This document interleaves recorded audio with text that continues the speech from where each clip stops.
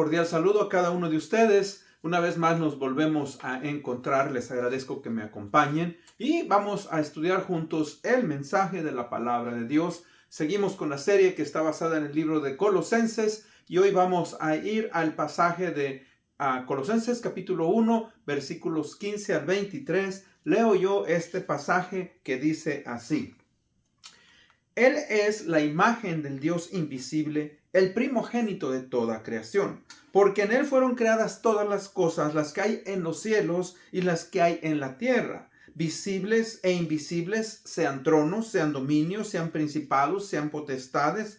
Todo fue creado por medio de Él y para Él. Y Él es antes de todas las cosas, y todas las cosas en Él subsisten. Y Él es la cabeza del cuerpo, que es la iglesia, el que es el principio, el primogénito de entre los muertos, para que en todo tenga preeminencia, por cuanto agradó al Padre que en Él habitase toda plenitud, y por medio de Él reconciliar consigo todas las cosas, así las que están en la tierra como las que están en los cielos, haciendo la paz mediante la sangre de su cruz. Y a vosotros también, que erais en otro tiempo extraños y enemigos en vuestra mente, haciendo malas obras, ahora os ha reconciliado en su cuerpo de carne por medio de la muerte, para presentaros santos y sin mancha e irreprensibles delante de Él, si en verdad permanecéis fundados y firmes en la fe,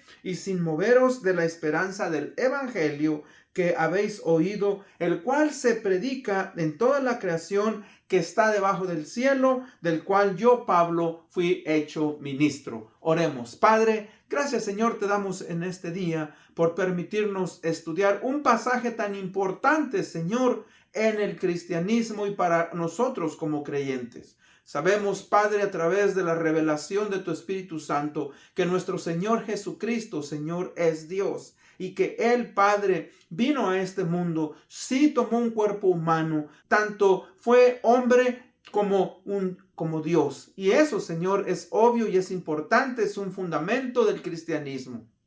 Te pedimos, pues, que ahora que estamos estudiando tu palabra, nos permita, Señor, entenderlo mejor. Y gracias, Padre, porque tú nos permites, Padre, estudiarla. Abre nuestra mente, nuestro entendimiento. Esto lo pedimos en el bendito nombre de Cristo Jesús, nuestro Señor y Salvador. Amén. Bueno, una vez más, les agradezco que me estén acompañando y continuamos con esta serie que hemos iniciado sobre la suficiencia del cristiano en Cristo. El tema de hoy es la suficiencia del cristiano en Cristo, porque Él es Dios. Repito, la suficiencia del cristiano en Cristo porque Él es Dios.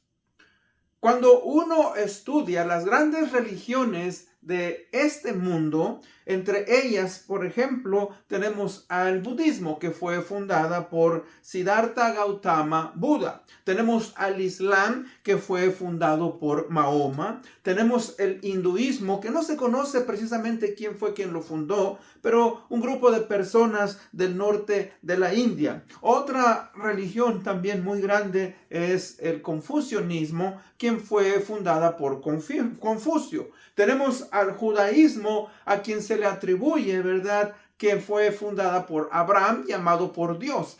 Abraham formó la nación de Israel y de ahí viene el judaísmo. Y también tenemos el cristianismo, quien sabemos nosotros que fue fundada por el Señor Jesucristo. Ahora recuerde, ninguno de estos hombres que fundó estas religiones dichas reclamó ser Dios, excepto el Señor Jesucristo. Él es el único, ¿verdad?, que reclamó Dios. Jesucristo reclamó ser Dios. Ahora, todos ellos murieron sin excepción. Cristo murió. Pero el único que resucitó, obviamente, es nuestro Señor Jesucristo. Y por medio de Él, uno puede, obviamente, obtener una verdadera esperanza, porque por medio de Él, obviamente, mis hermanos, nosotros también nos ha prometido que así como Él resucitó, también nosotros resucitaremos con Él para estar con Él eternamente. Y Él es Dios. Por eso es tan importante y la pregunta, ¿verdad?, que se hace aquí. ¿Por qué Pablo hace un énfasis tan importante del Señor Jesucristo en el pasaje que leímos? Bueno, ese énfasis de Jesucristo como Dios es porque, recuerde, Epafras, quien había fundado esta iglesia, quien había recibido el Evangelio del Señor Jesucristo y regresó a Colosas y fundó esta iglesia, va de nuevo a visitar a Pablo, quien se encuentra en la prisión, y le hace saber que hay un gran peligro. Una doctrina o filosofía rara había penetrado, se había infiltrado en la iglesia de Colosas juntamente con los creyentes, y Epafras obviamente no sabía cómo lidiar con ese asunto. Por eso es que él va con su maestro, él va con Pablo, quien es un gran hombre de Dios, quien tiene mucho discernimiento y conocimiento, y obviamente quien fundó muchas de las iglesias y quien es uno de los apóstoles que Cristo usó para que su iglesia naciera y fuera fundada. Por eso, hermanos, cuando leemos más adelante, todavía no llegamos, pero el capítulo 2, versículo 8 es clave y es uno de los temas que vamos a hablar, pero es el tema del libro. En Colosenses 2:8 Pablo dice: mirad que nadie os engañe por medio de filosofías y huecas sutilezas, según las tradiciones de los hombres, conforme a los rudimentos del mundo y no según Cristo. O sea, aquí Pablo les está diciendo que tengan cuidado. Hay una competencia en la iglesia de Colosas. Aquellos que traen, dice aquí, esas filosofías y huecas sutilezas y no, ¿verdad?, se enfocan en la verdad que es Cristo. Por eso Pablo escribió esta carta. Y ahí es donde nosotros, mis hermanos, para poder entender la suficiencia del cristiano en Cristo, debemos de entender varias cosas. Y para esto, pues, primeramente vamos a ver lo siguiente: la suficiencia de Cristo como Dios en tres maneras. La suficiencia del Señor Jesucristo como Dios en tres maneras. Dice el pasaje, primeramente, Él es la imagen del Dios invisible, el primogénito de toda creación. Vamos a quedarnos con la parte imagen. ¿Qué significa este pasaje al decir que Él es la imagen de Jesucristo? Ahora, la palabra imagen aquí es una revelación o una representación exacta de Dios en forma humana. En el Evangelio de San Juan, capítulo 1, versículo 1, ¿verdad? Dice que en el principio era el verbo era con Dios y el verbo era Dios. Ahora, en el mismo capítulo, versículo 14, dice lo siguiente: y aquel verbo fue hecho carne y habitó entre nosotros, y vimos su gloria, gloria como la del unigénito del Padre, lleno de gracia y de verdad.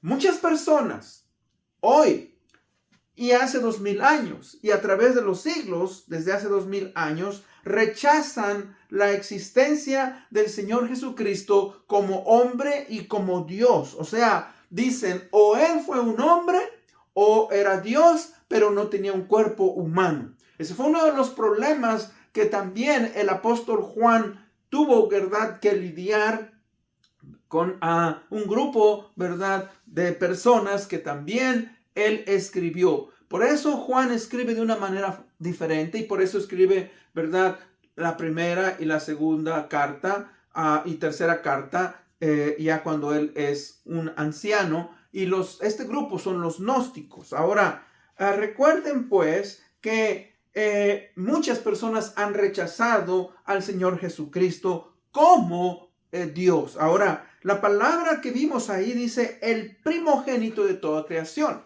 Muchos han dicho que Él es, ¿verdad?, el primer ser creado por Dios. Ahora, si eso es cierto, entonces Cristo no es Dios. Pero recuerde, la palabra ahí primogénito no quiere decir, la palabra prototokos no quiere decir, ¿verdad?, el primer ser creado, sino también quiere decir quien ocupa el rango especial y quien tiene la preeminencia en todo. O sea, Cristo Jesús como Dios ocupa, ¿verdad?, el primer lugar en toda la creación. Porque hay algunas sectas que dicen que Jesucristo, al decir aquí el primogénito de toda creación, el primogénito del Padre, obviamente quiere decir, ¿verdad?, que Él es el primer ser creado por Dios. Ahora, cuando dice el primogénito del Padre, sí es el único Hijo de Dios, pero, ¿verdad?, no porque Él es creado, sino porque Él tiene la preeminencia sobre todo, y eso lo vamos a analizar. Mire, en el Evangelio de San Juan, cuando Juan escribe y dice, ¿verdad?, que Él es el verbo hecho carne, la palabra verbo es mejor traducida como el logos o la palabra. En los griegos, en general, tenían un concepto muy bajo de Dios, no lo aceptaban de esta manera. Por eso cuando Juan escribe, para ellos dice aquel verbo, el logos fue hecho ¿qué? Carne. Para estos griegos, los dioses como Zeus, Hermes y tantos dioses que ellos tenían eran vistos como superhombres. Pero había una realidad que ellos aceptaban y que le llamaban el logos. Para ellos el logos era la causa primaria por la cual este mundo vino a existir. O sea, nosotros los consideramos como personas, ¿verdad?, idólatras, pero dentro de eso, ellos sí tenían un concepto de que había un originador de todo lo que existe y le llamaban el logos. Y eso es lo que Juan escribe en este pasaje. Cuando Juan dice, y el logos, ¿verdad?, vino a existir, él dice, el logos que ustedes saben que creó y ordenó el universo fue hecho carne. ¿Hablando de quién? Hablando del Señor Jesucristo. Por eso también, fíjense, el Señor Jesucristo se manifiesta como Dios. Jesús le respondió a Tomás en el Evangelio de San Juan 14:9. Jesús le dijo, Tomás le pregunta, Señor, muéstranos al Padre y nos basta, le dijo Felipe. Y le responde el Señor Jesús en Juan 14:9, les dice, tanto tiempo que he estado con ustedes y todavía no me conoces, Felipe. El que me ha visto a mí, ha visto al Padre.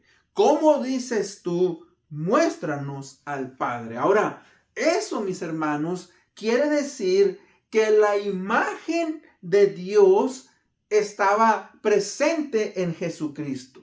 Y que Cristo, mis hermanos, revelaba, ¿verdad?, al Padre, revelaba a Dios. Así es que Cristo, al venir y tomar forma humana, estuvo entre los hombres, vivió entre los hombres y murió por los hombres. Y es por eso que cuando Cristo Jesús muere por nosotros, Él no tiene pecado, Él es perfecto. Por eso es que nuestra salvación, ¿verdad?, no es que esté fundada en un hombre, sino que es Cristo, Dios hombre, quien tomó forma humana y quien murió por nosotros. Y esa es la única manera en que una persona puede ser salva.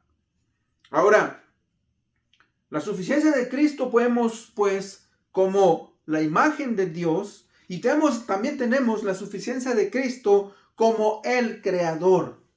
Cristo Jesús, mis hermanos, es el creador y no es un ser creado. Eso es lo que dice el versículo 16. Dice, porque en Él fueron creadas todas las cosas, las que hay en los cielos, las que hay en la tierra, visibles e invisibles, sean tronos, sean dominios, sean principados, sean potestades. Todo fue creado por medio de Él y para Él. O sea que toda la creación, tanto física como espiritual, ha sido originada y fue creada por el Señor Jesucristo.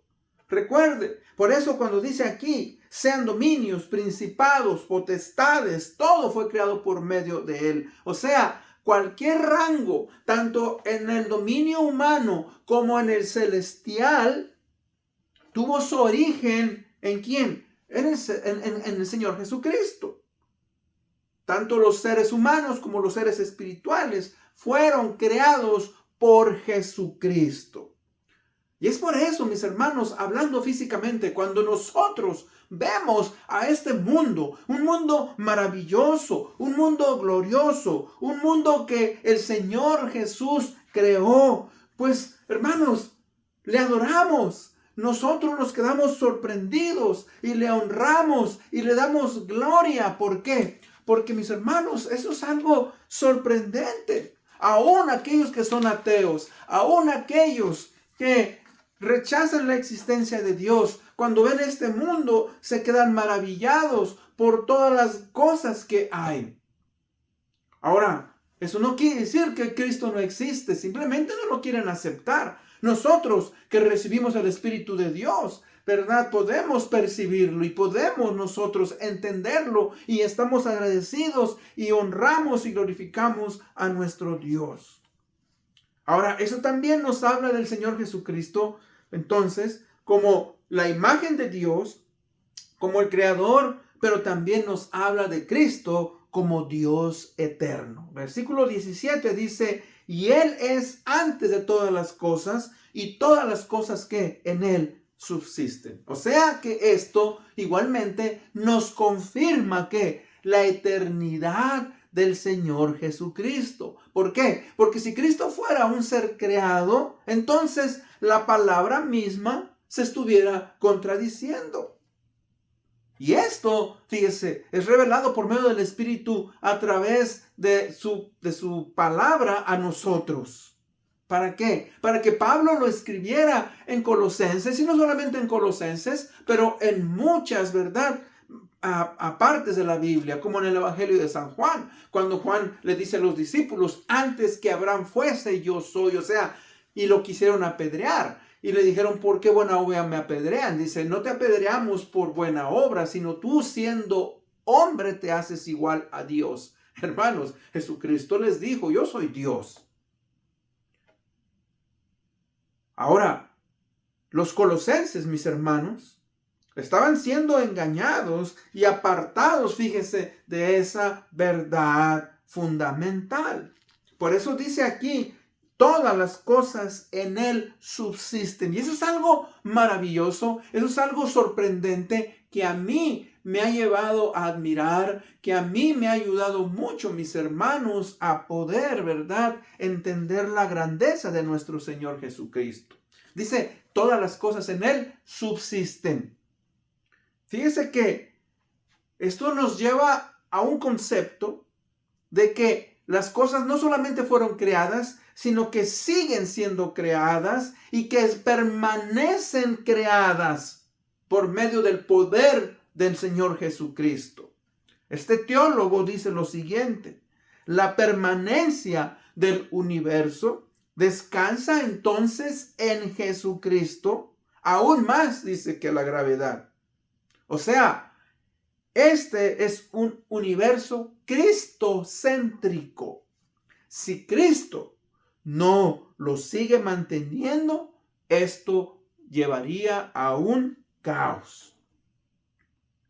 ¿Y qué quiere decir con eso, mis hermanos? Yo le he comentado. Es sorprendente que todos los días nos levantamos. Sabemos que el año, ¿verdad?, tiene 365, 366, cada 4 años. Sabemos, mis hermanos, que el sol, la luna, los planetas giran y todo está, ¿verdad?, girando alrededor de un universo. Hermano, la tierra no sale disparada. Usted está parado, se sienta en una silla, usted come, usted, ¿verdad?, usa un carro, usted se sube a un avión, usted hace muchas cosas con objetos físicos, y todo eso, esos átomos son mantenidos a través de ¿qué? Del poder de nuestro gran Dios.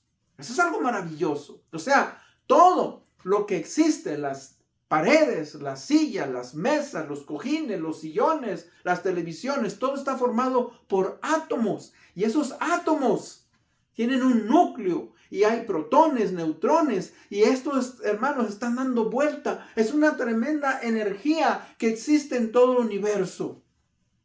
Y todo eso tiene un originador, y su originador es el Señor Jesucristo, y no solamente lo originó, pero mantiene funcionando este universo por el poder de su palabra. Eso es lo maravilloso. En segundo, la suficiencia de Cristo como la cabeza de la iglesia. Ese es otro concepto muy importante. El Señor Jesucristo le reveló al apóstol Pedro que su iglesia sería fundamentada en Cristo mismo. Mateo 16:18, y te digo que tú eres Pedro y sobre esta roca fundaré mi iglesia. Él no está hablándole a Pedro, está hablando del mismo.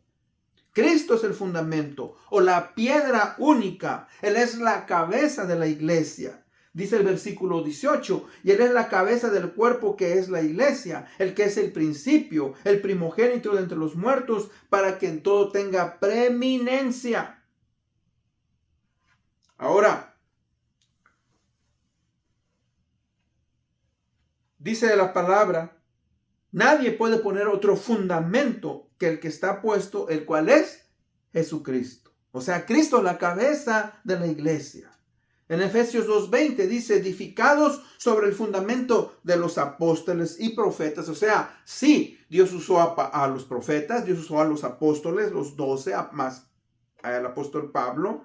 Pero dice, siendo la principal piedra del ángulo, Jesucristo mismo. O sea, todo está conectado a Cristo. Y Cristo, ¿verdad?, es quien ha establecido la iglesia. Y la iglesia permanece porque Cristo Jesús así lo ha diseñado.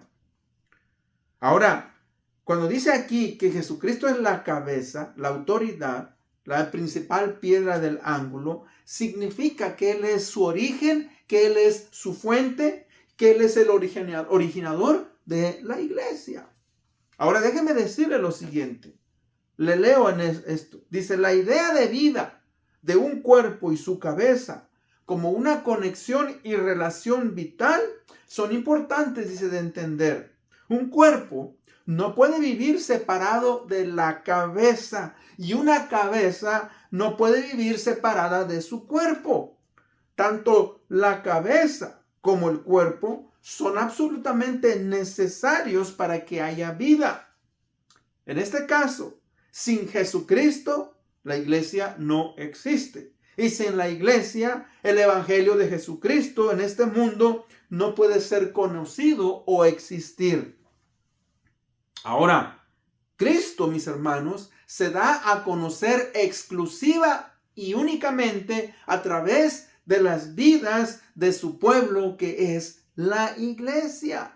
Ese es el método que Cristo escogió para revelarse, para darse a conocer a este mundo. Ahora, nosotros, como miembros del cuerpo de Cristo, debemos de tener cuidado de no caer en el orgullo y la soberbia y pensar que Cristo nos necesita. Ahora recuerde, Cristo no nos necesita. Cristo aún puede hacer que las piedras hablen si Él quiere hacerlo. Y Él lo dijo en el Evangelio de Lucas, capítulo 3:8. Les dijo, ¿verdad? Yo puedo hacer de las piedras hijos de Abraham. Y en el 19:40, cuando entró a Jerusalén, le dijeron, maestro, calla a la gente, porque estaban diciendo, Hosana al que viene, Hosana al Altísimo. Y Él les dijo, si ellos callan, yo les digo que las piedras hablarían. Entonces, mis hermanos, tenemos que tener cuidado.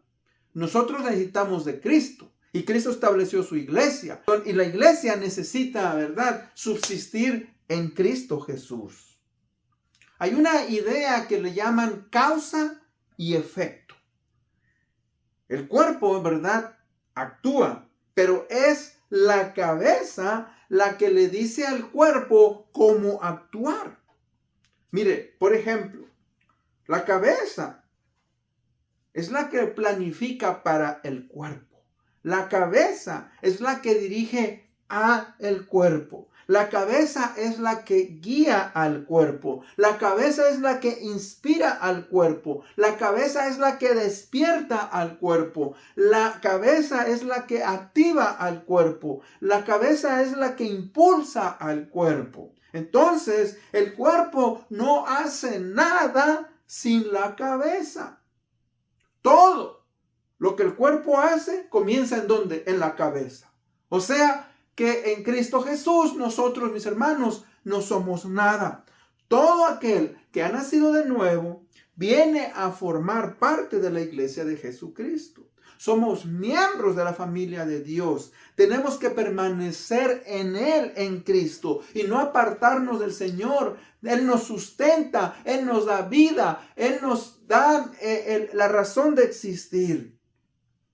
Y los colosenses estaban siendo apartados de la verdad y de la fuente espiritual. Igual que nosotros, si nosotros, mis hermanos, nos apartamos, nos separamos de Cristo, no somos nada. Y Él lo dijo en el Evangelio de San Juan 15:5. Dice, yo soy la vid y ustedes son las ramas. El que permanece en mí y yo en él dará mucho fruto. Separados de mí, nada pueden hacer. Nueva versión internacional.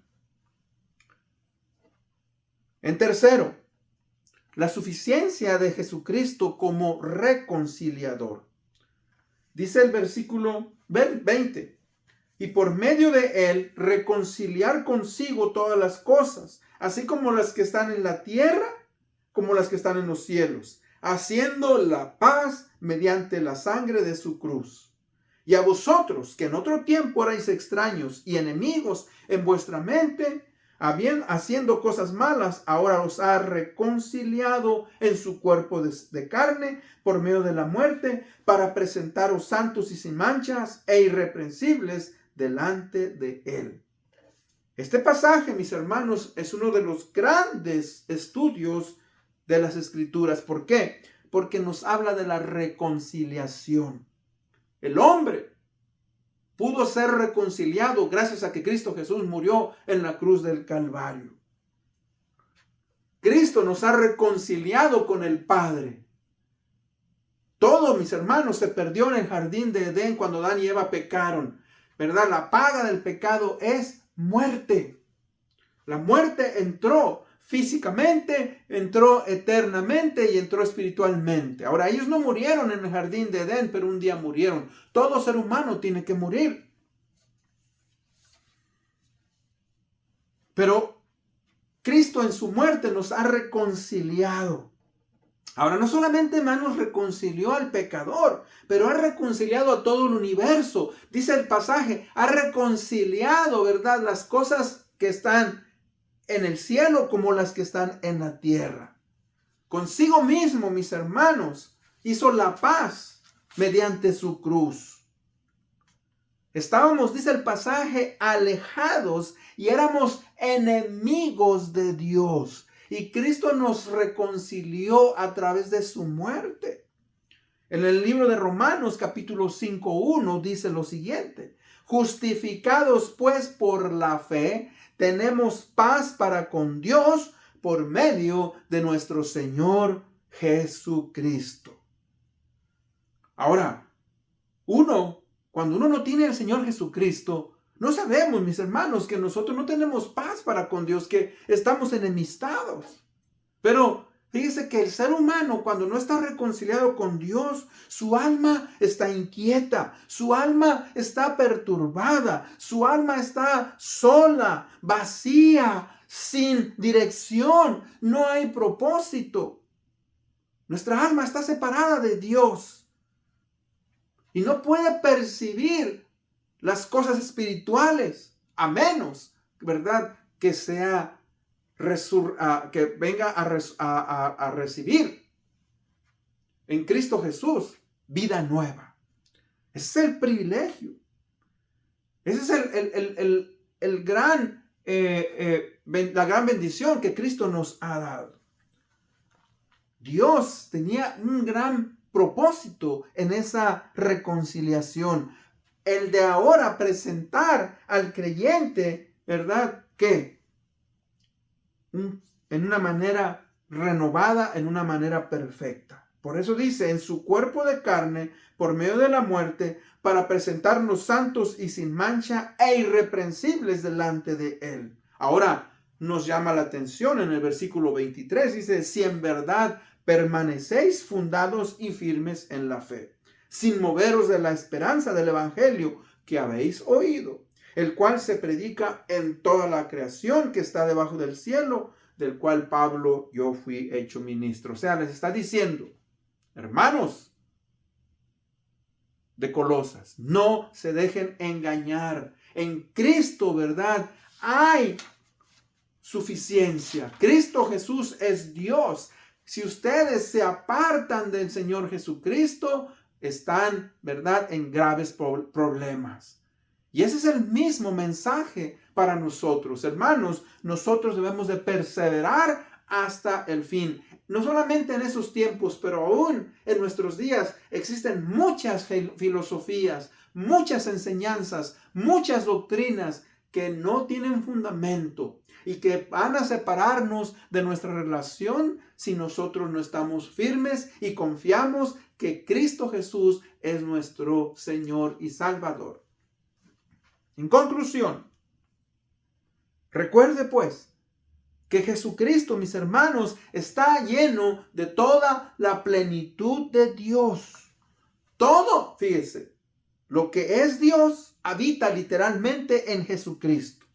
Eso es lo que significa este pasaje. Toda la plenitud de Dios habita en Jesucristo, quien tiene una naturaleza divina. Jesucristo es Dios, es el Hijo de Dios que posee toda la naturaleza perfecta de Dios. No solamente, ¿verdad?, como humano, pero espiritualmente. Su ser, sus atributos, Cristo Jesús, mis hermanos, está ahora a la par del Padre. Ahora, no solamente eso, pero debemos de recordar que debemos estar conectados con Él. ¿Por qué? Porque Él es la cabeza. Él es la fuente de vida espiritual. Sin Él estamos sin vida. No podemos, ¿verdad?, seguir adelante. Y debemos estar eternamente agradecidos que Él nos ha reconciliado y que nos sigue perfeccionando y que debemos de perseverar en la fe y en sus doctrinas que nos ha dado a través de su palabra y a través de su Espíritu Santo para continuar adelante en la vida cristiana. Por eso Pablo les dice, miren que nadie os engañe por medio de filosofías y huecas sutilezas, según las tradiciones de los hombres, conforme a los rudimentos del mundo y no según Cristo. Con eso en mente, vamos a orar. Padre, una vez más te agradecemos. Pedimos que nos des discernimiento y sabiduría. Nos permita, Señor, caminar en obediencia, apegarnos a tu palabra, vivirla, practicarla. Y, Señor, reconocer que en Cristo Jesús, Padre, estamos completos y que en Él, Padre bendito, nosotros debemos de permanecer unidos. Esto lo pedimos en el bendito nombre de Cristo Jesús, nuestro Señor y Salvador. Amén. Nos vemos hasta la próxima. Gracias.